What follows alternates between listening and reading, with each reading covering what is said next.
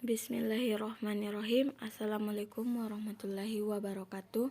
Perkenalkan, nama saya Yuliarti Arsyad, NIM 90300118 kelas Ilmu Ekonomi C. Baiklah, saya akan menjelaskan mengenai ekonomi demografi.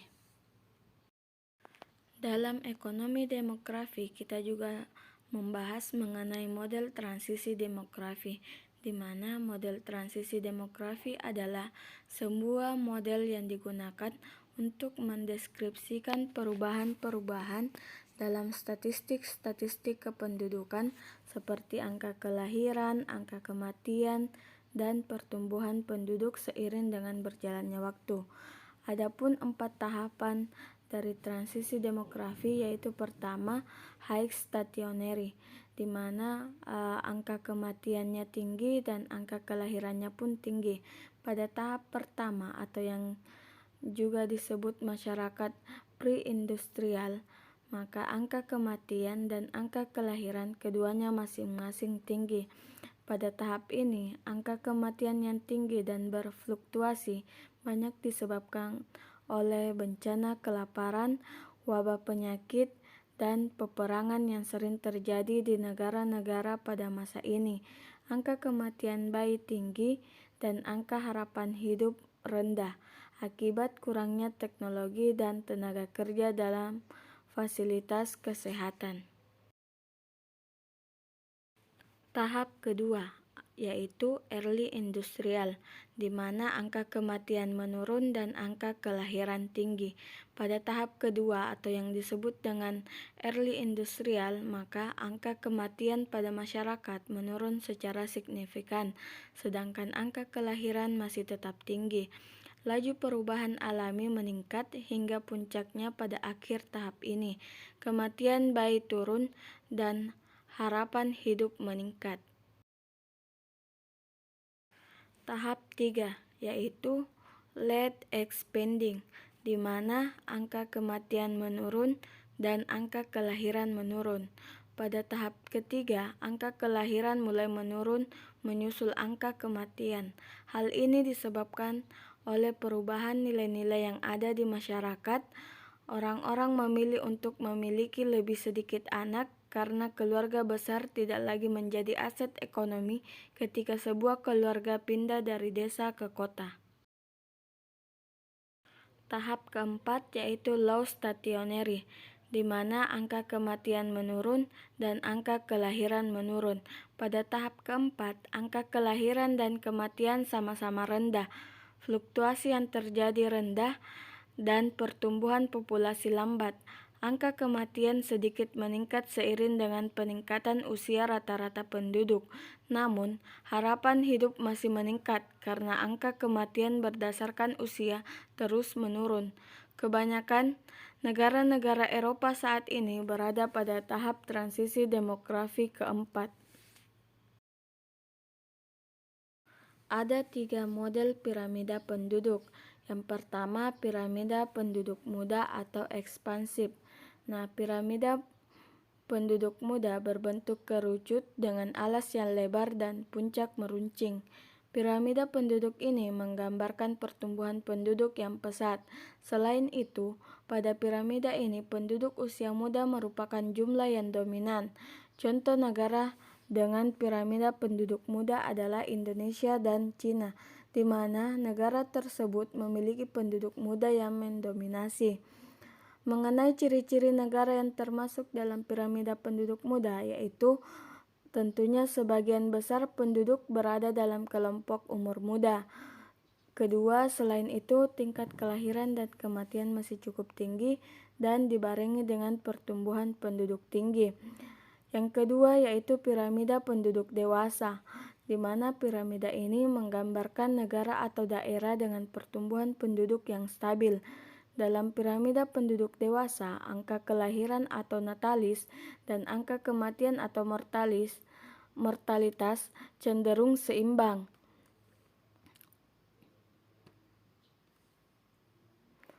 Oleh karena itu, jenis piramida penduduk dewasa sering ditemukan di negara maju seperti Amerika Serikat dan Inggris. Adapun ciri-ciri negara yang termasuk dalam piramida penduduk dewasa yaitu seperti jumlah penduduk dalam keadaan stasioner atau dalam keadaan tidak berubah. Kedua, jumlah kelahiran dan kematian seimbang. Ketiga, jumlah penduduk relatif tetap. Keempat, pertumbuhan penduduk rendah dan penduduk muda hampir sebanding dengan penduduk tua. Ketiga yaitu piramida penduduk tua.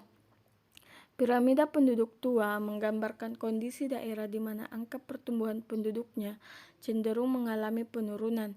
Gambar piramida bentuknya sendiri seperti batu nisan dan terdapat di negara Jerman, Belgia, dan Swedia. Adapun ciri-ciri negara yang termasuk dalam piramida penduduk tua yaitu pertama, jumlah penduduk terus berkurang, angka kelahiran lebih kecil dari angka kematian, sebagian besar penduduk berada pada kelompok usia tua, dan pertumbuhan penduduk sangat rendah bahkan tidak ada sama sekali. Jika ditanya apa perbedaan mendasar ketiga sumber data demografi penduduk, maka berbicara mengenai perbedaan mendasar dari ketiga sumber data demografi mungkin bisa diperhatikan pada pengumpulan datanya, di mana terlebih dahulu kita ketahui apa itu sensus, registrasi penduduk, dan survei. Nah, sensus adalah keseluruhan proses pengumpulan, pengolahan, penyusunan, dan penyajian data demografi, ekonomi, dan sosial yang menyangkut semua penduduk atau orang pada waktu tertentu di suatu negara atau suatu wilayah. Pengumpulan data sensus yaitu pertama dilakukan 10 tahun sekali melalui 2 tahap, kedua pencacahan lengkap, dan ketiga sampel. Yang kedua mengenai registrasi penduduk. Nah, registrasi penduduk atau meliputi kegiatan pencatatan, pelaporan data kependudukan yang terdiri dari kelahiran, perkawinan, perpindahan, dan kematian. Pengumpulan data registrasi penduduk meliputi perkawinan dan perceraian, statistik vital, kelahiran, dan migrasi. Yang ketiga yaitu survei. Nah, pengertian dari survei adalah penelitian yang sumber data dan informasi utamanya diperoleh dari responden sebagai sampel penelitian dengan menggunakan kuesioner atau angket sebagai instrumen pengumpulan data. Pada umumnya, sampel yang digunakan sebagai unit analisis adalah individu. Namun demikian, unit lain seperti rumah tangga, kelompok, perusahaan, sampai negara bisa pula digunakan sebagai unit analisis. Salah satu yang perlu diingat dalam penelitian survei adalah penggunaan sampel sebagai sumber data primer. Pengumpulan data survei yaitu dideskripsikan sebagai penelitian ilmiah yang datanya dikumpulkan dari sampel yang telah dipilih dari keseluruhan populasi. Kedua, pengumpulan data pada survei dilakukan dalam jangka waktu yang tidak terlalu lama, yaitu 4-5 tahun. Oleh sebab itu, survei dipandang lebih menguntungkan sebab dapat memperoleh data pertumbuhan penduduk dalam jangka waktu yang tidak terlalu lama. Teori fertilitas dalam pendekatan sosial dan ekonomi. Dalam pendekatan ekonomi, permintaan terhadap anak merupakan penurunan dari teori terhadap permintaan barang dan jasa dengan menggunakan pendekatan fungsi utilitas maksimum.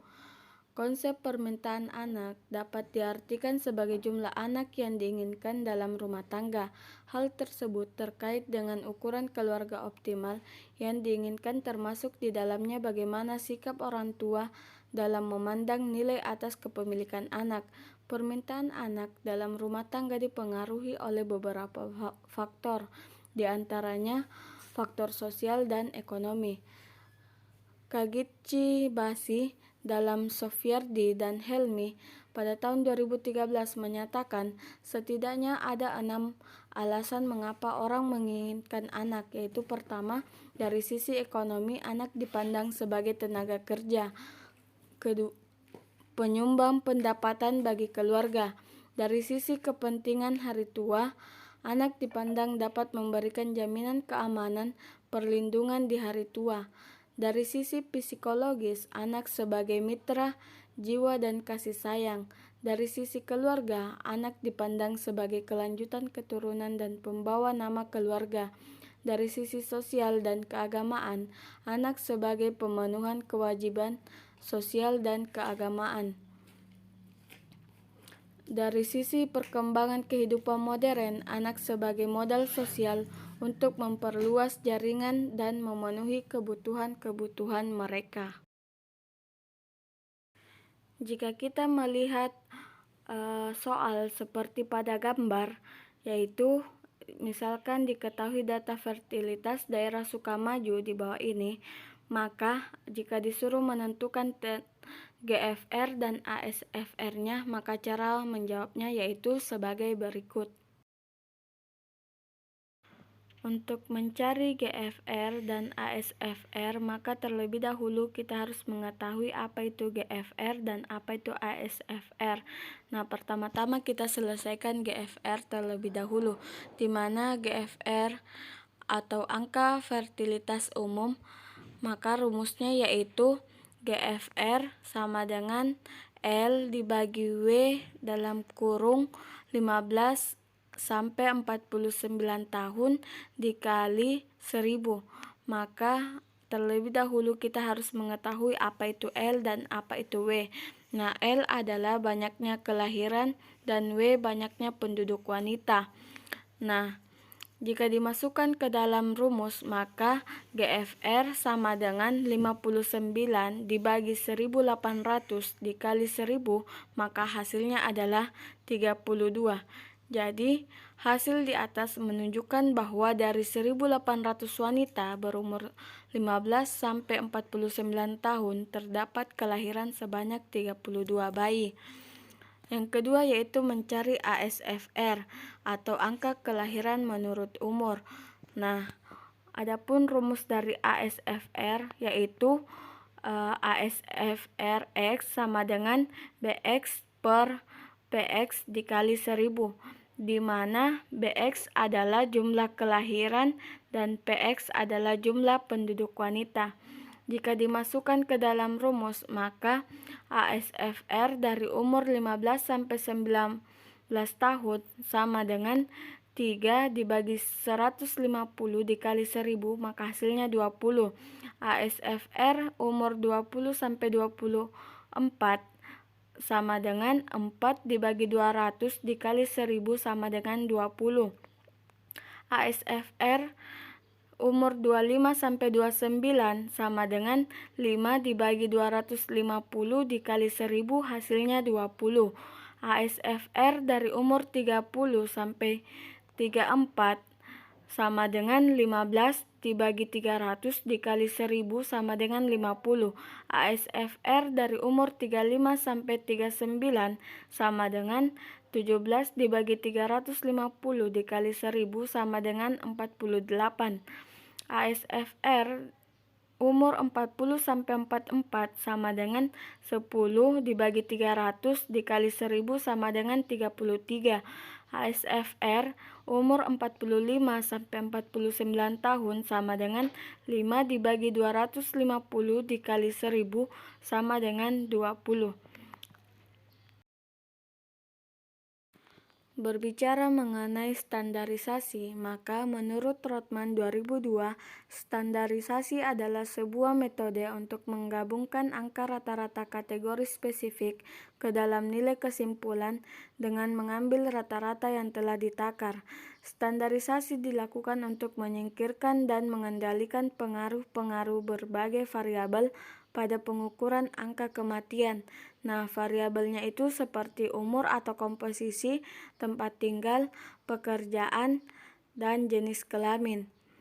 Adapun macam-macam standarisasi, yaitu pertama standarisasi langsung.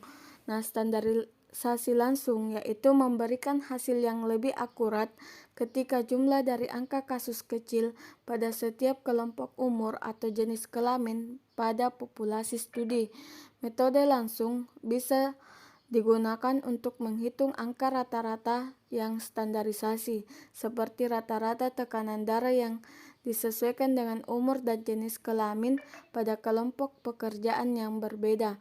Pada standarisasi langsung, angka rata-rata spesifik umur atau jenis kelamin per kelompok di populasi di dalam studi diaplikasikan ke populasi standar. Kedua yaitu standarisasi tidak langsung, di mana standarisasi tidak langsung atau biasa disebut indirect standardization diukur dengan membandingkan jumlah kematian atau kesakitan yang diamati atau observed number of deaths dan jumlah kematian atau kesakitan yang diharapkan, yang dikenal juga dengan istilah Standardized Mortality Ratio atau SMR. SMR digunakan ketika angka umur rata-rata untuk populasi yang dipelajari tidak diketahui, tetapi total kasus pada populasi studi diketahui. SMR juga digunakan ketika perhitungan rata-rata untuk populasi kecil, di mana kita tidak bisa menghasilkan angka umur rata-rata yang stabil. Sekian hasil pemaparan materi saya mengenai ekonomi demografi. Kurang dan lebihnya mohon dimaafkan. Wassalamualaikum warahmatullahi wabarakatuh.